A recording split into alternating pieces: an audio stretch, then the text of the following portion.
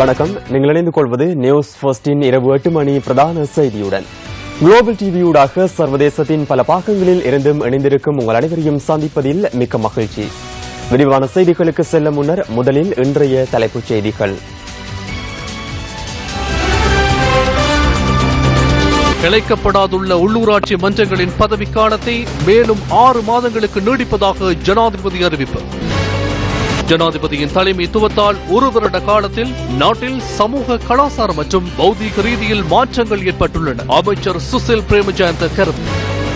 Tsunami ஆழி பேரலை அனர்த்தத்தின் 11வது ஆண்டு நிறைவு என்று உயிர் நீத்த உறவுகளுக்காக நாடளாவிய ரீதியில் அஞ்சலி.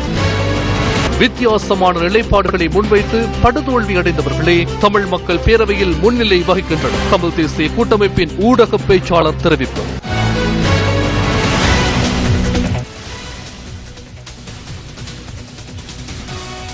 இதுவரை கலைக்கப்படாதுள்ள சகல உள்ளூராட்சி மன்றங்களினதும் உத்தியோகபூர்வ பதவிக்காலத்தை மேலும் 6 மாதங்களால் நீடிப்பதாக ஜனாதிபதி மைத்ரிபால சிறிசேன தெரிவித்துள்ளார். கொழும்பில் இன்று இடம்பெற்ற நிகழ்வில் கலந்து கொண்டு உரையாற்றும் போது ஜனாதிபதி இதனை குறிப்பிட்டார். கோட்டை நகரசபைக்குட்பட்ட பகுதிகளில் உள்ள பாடசாலை மாணவர்களுக்கு அபியாச கோப்பைகள் வழங்கும் அங்குரார்ப்பண நிகழ்வு இன்று ஜனாதிபதி மைத்ரிபால சிறிசேன தலைமையில் நடைபெற்றது. நனுசர ஆத்வெல 2016 என்ற துணைப்பொருளில் கோட்டை நகரசபை இந்த திட்டத்தை முன்னெடுத்துள்ளது. இதன்போது காலி உறுதி பத்திரமும் ஜனாதிபதியினால் வழங்கப்பட்டது.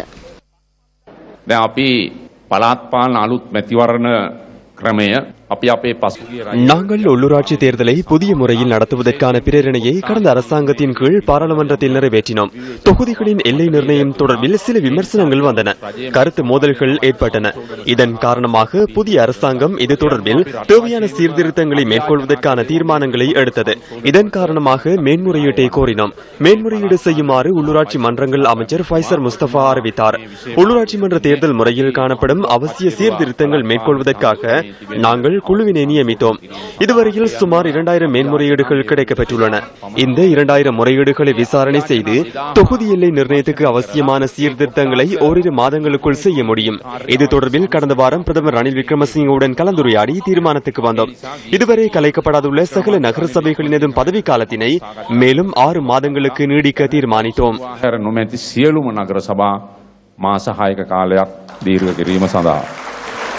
இதன்போது கருத்து தெரிவித்த அமைச்சர் சுசில் பிரேமஜயந்த, අතිගරු ජනාධිපති මෛත්‍රීපාල සිරිසේන මැතිතුමා මේ රටේ පාලනය බාර අරගෙන මම හිතන්නේ ஜனாதிபதி மைத்ரிபால சிறிசேன நாட்டின் ஆட்சி பொறுப்பினை ஏற்று இன்னும் சில நாட்களில் 1 வருடம் நிறைவு பெறுகின்றது. இந்த சந்தர்ப்பத்தில் நாட்டில் சமூக கலாச்சார மற்றும் பௌதீக ரீதியில் மாற்றங்கள் ஏற்பட்டுள்ளன. அவரின் தலைமைத்துவத்தின் கீழ் எமது கட்சியின் அதிகாரம் நிலவும் நகர சபைகளின் ஊடாக 2010ஆம் ஆண்டின் இறுதி சில தினங்கள் இந்த விடயத்துக்காக பயன்படுத்தப்பட்டமை குறித்து நகர சபை தலைவருக்கு நான் மீண்டும் நன்றி கூறுகின்றேன். යොදා ගැනීම පිළිබඳව මා නැවත වතාවක් නගරාධිපතිතුමාට உள்ளூராட்சி மன்றங்களின் பதவிக்காலம் நீடிக்கப்பட்டமை மற்றும் உள்ளூராட்சி மன்ற தேர்தலை நடத்துவது தொடர்பில் அமைச்சர் ஃபைசர் முஸ்தபா விளக்கம் அளித்தார். ஜனாதிபதி 6 மாதங்களுக்கு பிற்பட்டுள்ளார். நாம் எல்லை நிர்ணய நடவடிக்கைகளை துரிதப்படுத்த நடவடிக்கை எடுப்போம். சரியானவற்றையே செய்ய வேண்டும். நாம் சரியானதை செய்வதற்கு கால அவகாசத்தை கோரியுள்ளோம். நாம் எல்லை நிர்ணய பணிகள் மற்றும் தேவையான திருத்தங்களை மேற்கொண்டதன் பின்னர் உடனடியாக தேர்தலை நடத்துவதற்கு எதிர்பார்த்துள்ளோம். உள்ளூராட்சி மன்ற தேர்தல் தாமதமடைகின்றமை தொடர்பில் எந்த வகையிலும் அரசாங்கம் அல்லது ஜனாதிபதியை குறை கூற முடியாது என்பதை நான் இந்த சந்தர்ப்பத்தில் பொறுப்புடன் கூறுகின்றேன். ஜனாதிபதியும் பிரதமரும் மிகவும் சிநேகபூர்வமாக அனைத்து சவால்களையும் எதிர்நோக்கியுள்ளனர். ஆகவே அரசாங்கம் என்ற வகையில் இந்த தீர்மானம் எடுக்கப்பட்டுள்ளது என நான் நினைக்கின்றேன். 11 ஆண்டுகளுக்கு முன்னர் இன்று போல் ஒரு நாளில் 14 நாடுகளில் மக்களின் குடியேற்ற பகுதிகளை ஆக்கிரமித்த ராட்சத அலைகள் 2,50,000க்கும் மேற்பட்ட உயிர்களை பறித்து சென்றன. சற்றும் எதிர்பாராத தருணத்தில் ஏற்பட்ட பேரிடரால் இடம்பெயர்ந்த மில்லியன் கணக்கான மக்கள் செய்வதறியாது தவித்தனர். அந்த நிலைமைகளை நாம் இன்று மீட்டுகின்றோம்.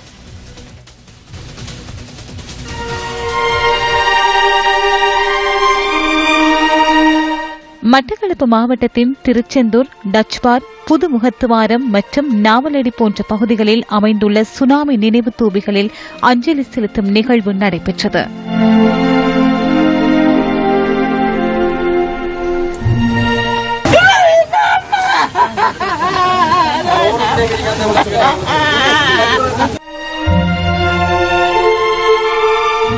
உயிரிழந்தவர்களின் ஆத்ம சாந்தி வேண்டி மட்டக்களப்பு மறைமாவட்ட ஆயர் பொன்னையா ஜோசப் ஆண்டகையினால் விசேட பிரார்த்தனை நடாத்தப்பட்டது.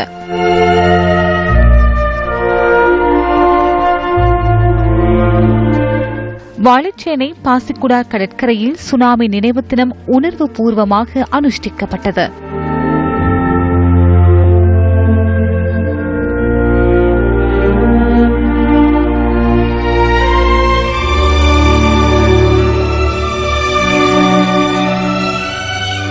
களுவாஞ்சிக்குடி, ஒந்தாச்சிமடம், மண்முனை, தென்னெருவில் பற்று பகுதிகளில் சுனாமி அஞ்சலி நிகழ்வுகள் இடம்பெற்றன. கிண்ணியா கடலூர் முருகன் கோயிலில் விசேட பூஜைகள் இடம்பெற்றன. சுனாமியால் உயிர் நீத்தவர்களின் ஆத்ம சாந்தி வேண்டி விசேட துவா பிரார்த்தனையும் நடைபெற்றது.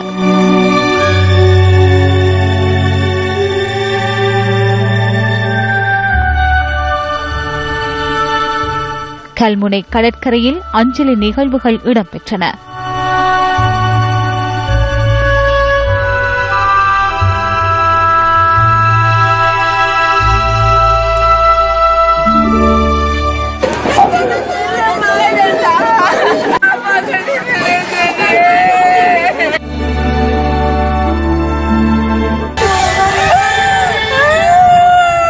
யாழ் வடமராட்சி உடுத்துறை பகுதியில் சுனாமியால் உயிர் நீத்தவர்களின் கல்லறைகளுக்கு சுடரேற்றி அஞ்சலி செலுத்தப்பட்டது.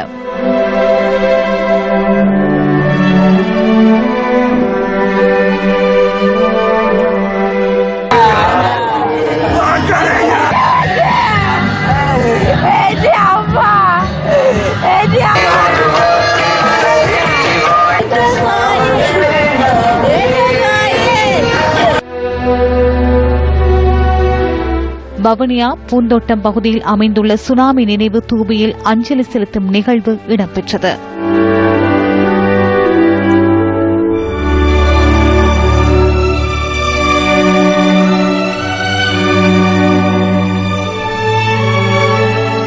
முல்லைத்தீவு நகரில் அமைந்துள்ள சுனாமி நினைவாலயத்தில் அஞ்சலி நிகழ்வுகள் நடைபெற்றன.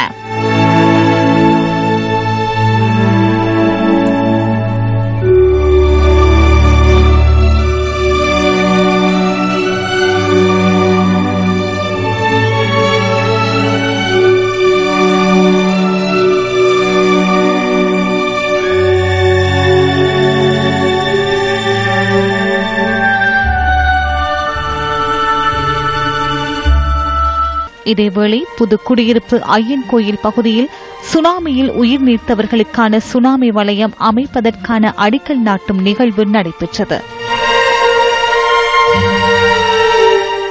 மன்னார் மாவட்டத்திலும் சுனாமியால் உயிர் நீத்தவர்களுக்கான அஞ்சலி நிகழ்வுகள் இடம்பெற்றன.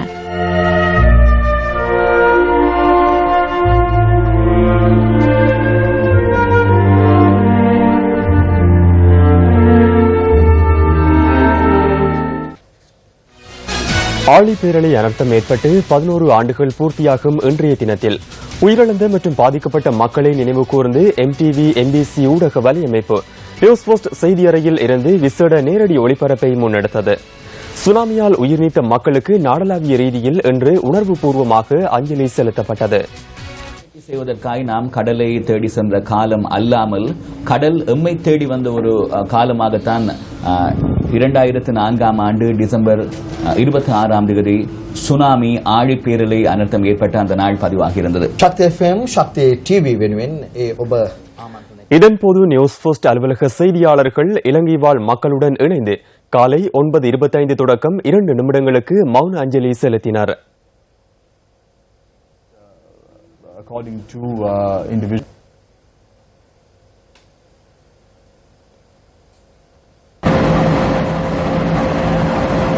2004 ஆண்டு டிசம்பர் 26ஆம் தேதி ஏற்பட்ட சுனாமி அனர்த்தத்தில் ஒரே சந்தர்ப்பத்தில் பலர் உயிரிழந்த சம்பவமாக பெரலிய ரயில் விபத்து பதிவானது.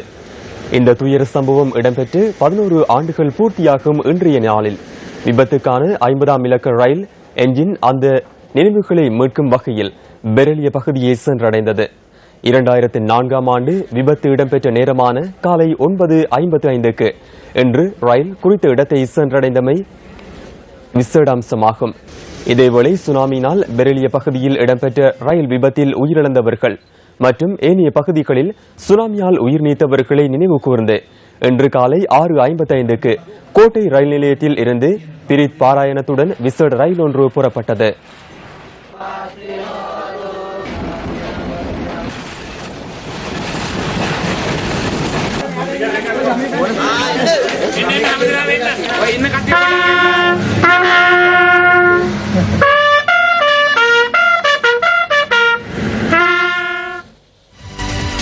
கடல்கோள் அனர்த்தம், ஆழி பேரலை அல்லது சுனாமி தொடர்பில் சிலப்பதிகாரத்தில் இருந்தும் மேலும் பல கர்ண பரம்பரை வழிக்கதைகளில் இருந்தும் இதற்கு முன்னர் கேள்வியுற்றிருந்த போதிலும் அந்த துன்பியல் அனுபவத்தை 11 வருடங்களுக்கு முன்னர் 2004ஆம் ஆண்டு நாம் எதிர்கொள்ள வேண்டிய துர்ப்பாக்கிய நிலைமை ஏற்பட்டது. இந்த பேரிடரை முன்னொரு போதும் இலங்கை எதிர்கொள்ளாமையினால் அவசர நிலைமையின் போது எவ்வாறு செயற்பட வேண்டும் என்ற அனுபவமும் தற்காப்பு நடவடிக்கைகள் தொடர்பிலும் நாம் எவரும் அறிந்திருக்க வாய்ப்பில்லை. ஆழி பேரலை அனர்த்தத்தினால் எமது தேசம் நெருக்கடியான போது பாதிக்கப்பட்ட மக்களுக்கு உதவிக்கரம் நீட்டும் கைங்கரியத்திற்கு தலைமைத்துவம் ஏற்பதற்கு கேபிட்டல் மகாராஜா நிறுவனம் விருப்புடன் முன்வந்தமை குறிப்பிடத்தக்கது.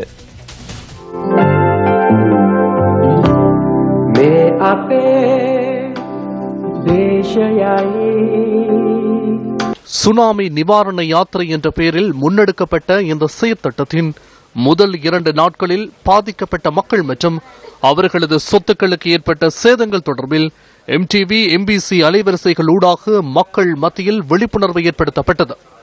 ஊடக நிறுவனமாக தமது சேவைகளுக்கு அப்பாற் சென்று மக்களுக்கு சேவையாற்றும் இயலுமை உள்ளது என்பதை உணர்ந்த நாம் மக்களுக்கு உதவிக்கரம் நீட்டி அவர் தாம் துயர் போக்கினோம். ஆழி பேரலையின் கடுமை, அதன் பாதிப்புகள் தொடர்பில் மக்களிடையே விழிப்புணர்வை ஏற்படுத்திய நாம் பாதிக்கப்பட்ட மக்களுக்கு நிவாரணங்களை வழங்க முன்வருமாறு எமது தேசத்தின் பிரஜைகளிடம் உரிமையுடன் கோரிக்கை விடுத்தோம். எமது கோரிக்கையை சிறமேற்கொண்டு நாட்டின் நாலா திசைகளிலிருந்தும் கடல் அலை என திரண்டு வந்த மக்கள் கடல் அலையால் ஏற்பட்ட பாதிப்புகளை போக்க நிவாரண பொருட்களை மனமுவந்து வழங்கி தேசத்தின் துயரில் பங்கேற்றனர். வரையறுக்கப்பட்ட கேபிட்டல் மகாராஜா நிறுவனமும் இந்த நிவாரண யாத்திரைக்காக பெருமளவு நிதியை ஒதுக்கியிருந்ததுடன் கொழும்பில் 2 இடங்களில் நிவாரண பொருட்கள் பொதியிடப்பட்டு பாதிக்கப்பட்ட மக்களுக்கு வழங்குவதற்கான நிவாரண யாத்திரை கலனி ரஜமகா விகாரையில் ஆரம்பமானது.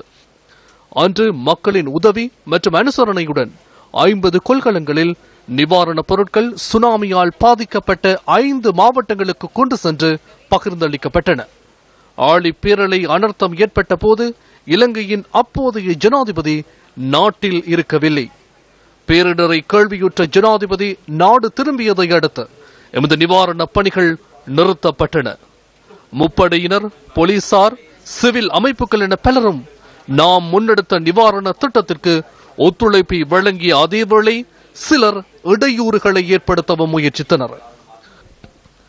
ஆழி பேரலையால் சிதந்த தேசத்தையும் மக்களின் வாழ்வாதாரத்தையும் மீண்டும் கட்டியெழுப்பும் நோக்கில் நாம் முன்னெடுத்த நிவாரண யாத்திரையின் சிருஷ்டிகர்த்தாக்களாய் திகழும் மக்கள் சக்தியினால் எமது பயணத்தை வழிமறைத்த தடைக்கற்கள் அனைத்தையும் நாம் தவிடுபொடியாக்கி நிவாரண யாத்திரையை செவ்வனே முன்னெடுத்து பாதிக்கப்பட்ட மக்களின் அகங்களை நாம் குளிர்வித்தோம். சுனாமி ஆழி பேரலையின் தாக்கத்தை மீட்டும் நியூஸ் போஸ்டின் தொகுப்பு அடுத்து.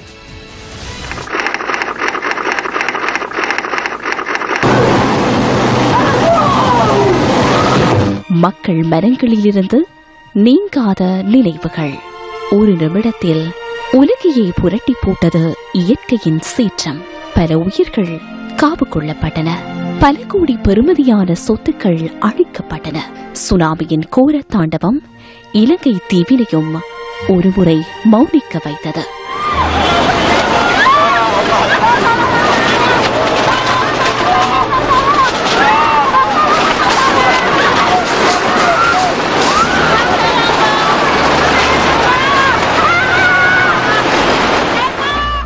சுமார் 13,000 தீவுகளை உள்ளடக்கிய சிறிய ராஜ்யமே இந்தோனேஷியாவாகும். இந்தோனேஷியாவை அண்மித்து காணப்படும் தாய்லாந்தின் கொபிபி சுற்றுலா தீவாகும். தாய்லாந்தில் இருந்து சுமார் 23,000 கிலோமீட்டருக்கு மேற்கே அமைந்துள்ள இலங்கையில் 2004 ஆண்டு டிசம்பர் மாதம் 26ஆம் தேதி பௌர்ணமி தினத்துடன் சூரியன் உதயமாகியது. மக்கள் அன்றாட நடவடிக்கைகளில் வழமை போல் ஈடுபட்டிருந்தனர். இலங்கை நேரப்படி காலை 6:58 அளவில் இந்தோனேஷியாவின் சுமத்ரா தீவுக்கு அண்மித்த கடற்பரப்பை ஆழிப்பேரலை ஆக்கிரமிக்க தொடங்கியது.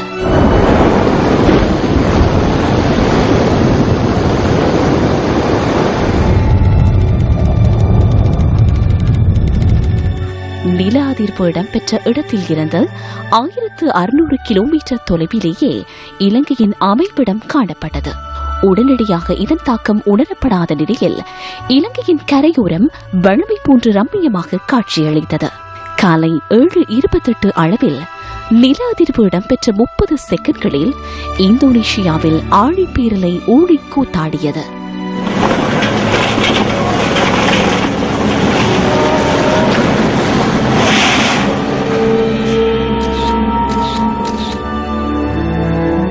யாழ்ப்பாணம், முல்லைத்தீவு, திருகோணமலை, அம்பாறை, மட்டக்களப்பு உட்பட வடக்கு கிழக்கு கரையோர பிரதேசங்கள் மற்றும் காலி, மாத்தறை, ஹம்பாத்தோட்டை மற்றும் களுத்துறை உள்ளிட்ட தென்கரையோர பிரதேசங்களை ஆழிப்பேரலை அள்ளி விழுங்கியது. எமது நாட்டில் சுமார் 35,000 உயிர்கள் காவு கொள்ளப்பட்டன. மட்டக்களப்பு மாவட்டத்தில் சுமார் 5,000க்கும் அதிகமானவர்களின் உயிர்கள் சுனாமியால் காவு கொள்ளப்பட்டன. சுனாமியினால் 979 குழந்தைகள் பலியாகினர். மேலும் 3,954 குழந்தைகள் பெற்றோரை இழந்தன. சுனாமியினால் உலகளாவிய ரீதியில் சுமார் 9,000 மில்லியன் அமெரிக்க டாலர் சொத்துக்கள் சேதமாக்கப்பட்டன. இட்டைக்கு 11 ஆண்டுகளுக்கு முன்னர் இன்று போன்றதொரு நாளில் காணாமற் போன ஒரு குழந்தை தொடர்பில் உள்நாட்டிலும் சர்வதேச ரீதியிலும் பெரிதும் பேசப்பட்டது. ஊடகங்களின் தலைப்புச் செய்தியை அலங்கரித்த அந்த குழந்தையை சுனாமி பேபி 81 என்றே அனைவரும் அன்று அழைத்தனர். செய்தி அறிக்கையில் பெரிதும் பேசப்பட்ட அந்த குழந்தை தான் காணாமற் போன அதே தினத்தில் செய்தி அறிக்கையிடலின் சூட்சுமத்தை அறிந்து கொள்வதற்காக இன்று சிறுவனாக நியூஸ் போஸ்டுக்கு தனது தந்தையுடன் விஜயம் செய்திருந்தார். 2 மாதமும் 1 வாரமும் நிரம்பிய குழந்தையாக சுனாமி பேபி 81 என்ற அடையாளத்துடன் அன்று ஊடகத்தின் கண்களை கவர்ந்தெழுத்த அபிலாஷ் இன்று சிறுவனாக தனது தந்தை சகிதம் நியூஸ் போஸ்டுக்கு வருகை தந்திருந்தார். ஆம், காணாமற் போன சுனாமி பேபி 81 இப்போது 11 வயது நிரம்பிய சிறுவனாக மட்டக்களப்பு செட்டிப்பாளையம் மகா வித்தியாலயத்தில் எதிர்வரும் ஆண்டில் தரம் 7 கல்வி கற்க உள்ளார். சுனாமி பேபி 81ற்கு உரிமை கோரி அன்று 9 பெற்றோர்கள் கண்ணீரும் கம்பளியுமாக அலைந்து அழுது அரற்றியதை காணும் அரிய வாய்ப்பினை நாம் அபிலாஷுக்கு ஏற்படுத்தி கொடுத்தோம். எனினும் அபிலாஷின் கண்களை ஒருவித அச்சம் ஆக்கிரமித்திருந்ததை எம்மால் அவதானிக்க முடிந்தது. சுனாமி பேபி 81 இறந்த கால கதை என்ன? யார் இந்த அபிலாஷ்? சுனாமி பேரிடர் கொடுத்த பேரிடியில் மூழ்கிய கல்முனை வைத்தியசாலை அன்று அல்லோல கல்லோலப்பட்டு அமைதியற்று இவ்வாறு காட்சியளித்தது. கடலின் அத்துமீறலால் தமது பிள்ளைகளை தொலைத்து பெற்றோரின் ஒப்பாரி அந்த கல்முனை வைத்தியசாலையின் செவிகளை ஆக்கிரமித்திருந்தது. அதேவேளை தான் எதிர்நோக்கியுள்ள விக்கினத்தை அறியாமல் பாழ்மனம் மாறாத இந்த குழந்தை அந்த கல்முனை வைத்தியசாலையில் உள்ள தொட்டிலில் தவழ்ந்து கொண்டிருந்தது.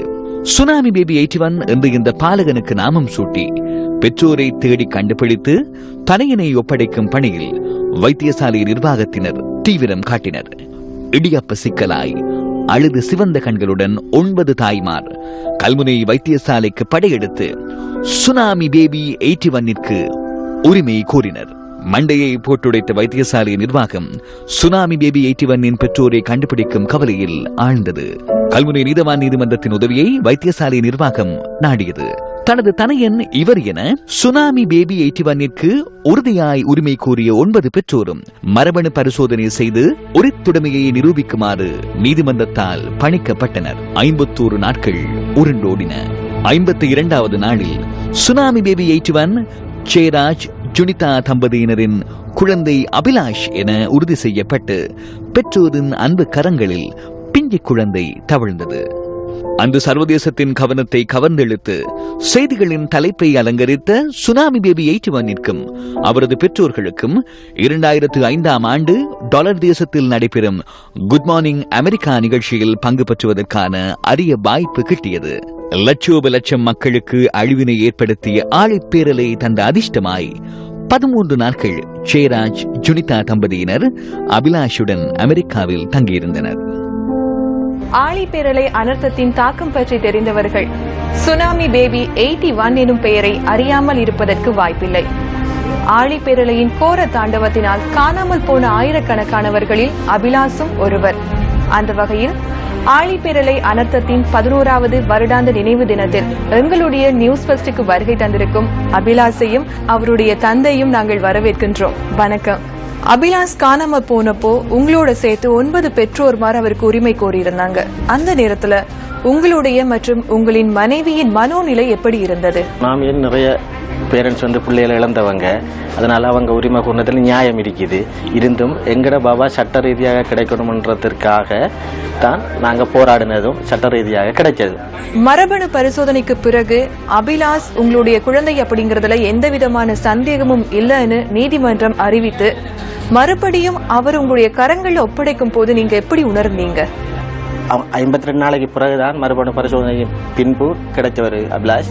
ஆனால் அதுக்கு முன்பு நிறைய நாங்கள் கஷ்டங்களும் துன்பங்களையும் அனுபவிச்சுனாங்க. கிடைச்ச அன்றைக்கு எங்களுக்கு பெரிய சந்தோஷம். அன்றைக்கு தான் நாங்கள் ஒழுங்காக 52 நாளைக்கு பிறகு சாப்பிட்டனாங்க, நானும் பைஃபும். இப்போ வரைக்கும் யாராவது அபிலாஷ சுனாமி பேபி 81 கூப்பிடுறாங்களா? வந்து சொல்லுவார், ஸ்கூல்ல ஃப்ரெண்ட்ஸ் எல்லாம் கூப்பிடுறாங்கப்பா, நான் என்ன சொல்றேன் அந்த ஸ்டோரியை சொல்லுங்கண்டா, நான் ஒரு ஃபைல் வச்சிருக்கிறேன், அதை புடு வாய்ச்சி பாருங்கன்னு சொல்லி வாய்ச்சி பார்ப்பாரு. பார்த்து விளவு நடந்திருக்கிறான்னு சொல்லி இன்னும் 2-3 வருடங்கள்ல அவர் முற்றுமுழுதாக அதை உணர்ந்து கொள்வார். அப்போது தெரியும் தனது தாயும் தந்தையும் எவ்வளவு கஷ்டப்பட்டிருக்கிறாங்க தான் எடுக்கிறதுக்கு என்று சொல்லி அவர் அதுக்கு பிறகு உணர்வார். அபிலாஷ், உங்களுக்கு அபிலாஷ்னு கூப்பிடுறது பிடிச்சிருக்கா இல்லனா சுனாமி பேபி 81 கூப்பிடுறது பிடிச்சிருக்கா? நான் சுனாமி பேபி 81 என்று கூப்பிடுறது பிடிக்கும், அபிலாஷ் என்று கூப்பிடுறது பிடிக்கும். அபிலாஷ், நீங்க சின்ன குழந்தையா இருக்கிறப்போ காணாமல் போன நேரத்துல எங்களுடைய கேமராக்கள்ல பதிவு செய்யப்பட்ட காட்சிகள்லாம் பாத்தீங்க. அதை பார்க்கும் போது இப்போ உங்களுக்கு எப்படி தோணுது? இவ்வளவு நடந்திருக்கிறது எனக்கு தெரியா. அம்மா அப்பா இவ்வளவு கஷ்டப்பட்டிருப்பாங்க. என் அப்பா அம்மாவுக்கு கிடைச்சதுக்கு நான் ரொம்ப சந்தோஷப்படுறேன். கடவுளுக்கு தான் தேங்க்ஸ் சொல்லு. அபிலாஷ், உங்களுடைய லட்சியம் என்ன? படிச்சு பெரிய ஆளாகி டாக்டரா வந்து மக்களுக்கு சேவை செய்யும். செய்திகள் தொடர்கின்றன. வித்தியாசமான நிலைப்பாடுகளை முன்வைத்து படுதோல்வி அடைந்தவர்களே தமிழ் மக்கள் பேரவையில் முன்னிலை வகிப்பதாக தமிழ் தேசிய கூட்டமைப்பின் ஊடக பேச்சாளர் பாராளுமன்ற உறுப்பினர் M.A. சுமந்திரன் தெரிவிக்கின்றார். யாழ்ப்பாணத்தில் இன்று நடைபெற்ற கலந்துரையாடல் ஒன்றில் பங்கேற்றதன் பின்னர் ஊடகவியலாளர்கள் எழுப்பிய கேள்விக்கு பதிலளித்த போது அவர் இதனை குறிப்பிட்டார். தமிழ் மக்கள் பேரவையோ என்ன பேரவையோ யார் இந்த அமைப்பை உருவாக்கினாலும் அதை பற்றி எந்த விதமான எதிர்மறை கருத்துக்களும் நாங்கள் சொல்ல வேண்டிய அவசியம் கிடையாது. மக்கள் தங்களை ஒருங்கிணைத்து சில கருத்துக்களை பரிமாறிக்கொள்வது மிகவும் ஆரோக்கியமான ஒரு விடயம். ஆனால் அதே வேளையிலே தமிழ் மக்களுடைய அரசியல் நிலைப்பாடு சம்பந்தமாக தொடர்ச்சியாக 5-6 வருடங்களாக எல்லா தேர்தல்களின் மூலமாகவும் மக்கள் தங்களுடைய மிக தெளிவான நிலைப்பாட்டை வெளிப்படுத்தி இருக்கிறார்கள். தமிழ் தேசிய கூட்டமைப்பு முன்வைத்திருக்கின்ற விரிவான தெளிவான அரசியல் தீர்வு திட்டத்துக்கு தங்களுடைய ஆதரவை 1-2 தேர்தல்களில் அல்ல பல தேர்தல்களிலே வெளிப்படுத்தி இருக்கிறார்கள். இந்த தேர்தல்களில் எல்லாம் வித்தியாசமான ஒரு அரசியல் நிலைப்பாட்டை மக்கள் முன்னாலே வேறு சிலர் வைத்திருந்து அதிலே தோல்வி அடைந்திருக்கிறார்கள். மக்களுடைய ஆதரவு கிடைக்கவில்லை. மக்கள் அந்த வித்தியாசமான தீர்வு திட்டங்களை மிக தீர்மானமாக நிராகரித்திருக்கிறார்கள். விசேஷமாக கடந்த 3 மாதத்துக்கு முதல் நடந்த தேர்தலிலே கூட மிக திட்ட தெளிவாக நிராகரித்திருக்கிறார்கள். அப்படியாக நிராகரிக்கப்பட்ட மக்களாலே நிராகரிக்கப்பட்ட தீர்வு திட்டங்களை இப்படியாக தமிழ் மக்கள் பேரவை என்ற ஒரு கோர்வையின் கீழ் பின்கதவாலே அதை கொண்டு வந்து முன்னிறுத்துவது ஒரு ஜனநாயக விரோத செயலாகத்தான் நாங்கள் கருதுகிறோம். அப்படி அவர்கள் செய்யாவிட்டால் நல்லது. ஆனால் அப்படி செய்ய முனைந்தால் அது ஜனநாயக விரோத செயல். அப்படியே அவர்கள் செய்கிறார்கள் என்ற சந்தேகம் எழுவதற்கு பிரதானமான காரணம் இந்த தேர்தலிலே இப்படியான வித்தியாசமான நிலைப்பாடுகளை முன்னிறுத்தி போட்டியிட்டு படுதோல்வி அடைந்தவர்கள் இந்த தமிழ் மக்கள் பேரவையிலே முக்கியஸ்தர்களாக கடமையாற்றுவதுதான் அந்த சந்தேகத்துக்கு வலுவூட்டுகிறதான சம்பவமாக இருக்கிறது. உமாஓய திட்டத்தினால் பாதிக்கப்பட்ட மக்கள் பண்டாரவளை நகரில் இன்று ஆர்ப்பாட்டத்தில் ஈடுபட்டனர். உமாஓயா திட்டத்தினால் பாதிக்கப்பட்ட மகுள் எல்ல பிரதேசத்தை சேர்ந்த சுமார் 500க்கும் அதிகமான மக்கள் இந்த ஆர்ப்பாட்டத்தில் கலந்து கொண்டனர். உமாஓயா திட்டம் நடைமுறைப்படுத்தப்பட்டமையால் எல்ல, பண்டாரவளை மற்றும் வெளிமடை பகுதிகளில் உள்ள வீடுகளுக்கு சேதம் ஏற்பட்டது. இந்த பகுதிகளில் உள்ள பல கிணறுகள் வற்றியுள்ளதாக ஆர்ப்பாட்டக்காரர்கள் தெரிவித்தனர். சேதம் ஏற்பட்ட தமது சொத்துக்களுக்கு நட்டஈடு வழங்குவதாக அதிகாரிகள் தெரிவித்து 1 வருடம் கடந்துள்ள நிலையில் இதுவரை நட்டஈடு கிடைக்கவில்லை என ஆர்ப்பாட்டக்காரர்கள் குறிப்பிட்டனர்.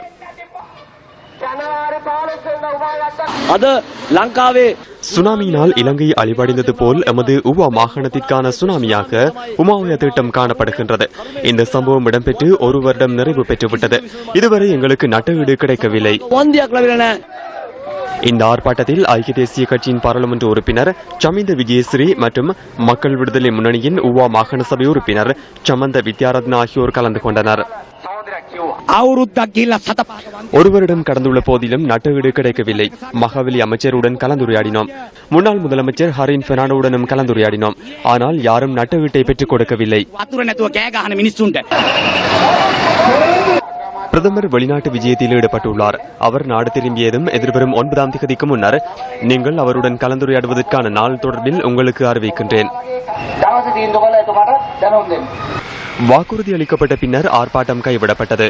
உமாஓயா மற்றும் மாதரில்ல ஓயா, புகுல்பொல மற்றும் டயரம்பா ஆகிய பகுதிகளை மறைத்து அமைக்கப்படுகின்ற 2 நீர்த்தேக்கங்களினால் நீர்மின் உற்பத்தி மற்றும் நீர் தேவையை நிறைவேற்றும் நோக்கில் உமாஓயா திட்டத்திற்கான யோசனை 1991ஆம் ஆண்டு முன்வைக்கப்பட்டது. மக்களின் இலவச நீர் உரிமையை மீறும் செயல் என தோற்றம் பெற்ற எதிர்ப்பினால் இந்த திட்டம் கைவிடப்பட்டது. ஈரான் அரசாங்கத்தின் 85% நிதி முதலீட்டுடன் ஆரம்பிக்கப்பட்ட இந்த திட்டம் காரணமாக பல பகுதிகளில் உள்ள மக்கள் பாதிக்கப்பட்டனர். இவ்வாறு பாதிக்கப்பட்ட மக்கள் தொடர்ச்சியாக ஆர்ப்பாட்டத்தில் ஈடுபட்டனர். மக்கள் எதிர்நோக்கும் பிரச்சினைகள் தொடர்பில் தீர்வினை பெற்றுக் கொடுக்கும் நோக்கில் கடந்த மார்ச் மாதம் 6ஆம் தேதி நியூஸ் ஃபர்ஸ்ட் கம்மெத்த நிகழ்ச்சியை நடத்தியது. எனினும் பாதிக்கப்பட்ட மக்களுக்கு இதுவரை நட்டஈடு வழங்கப்படாமை கவலைக்குரிய விடயமாகும். இத்துடன் நியூஸ் ஃபர்ஸ்டின் இரவு 8 மணி பிரதான செய்தி நிறைவு பெறுகின்றது. மீண்டும் சந்திக்கலாம் நியூஸ் ஃபர்ஸ்டின் 10:45 பிரதான செய்தியில். வணக்கம்.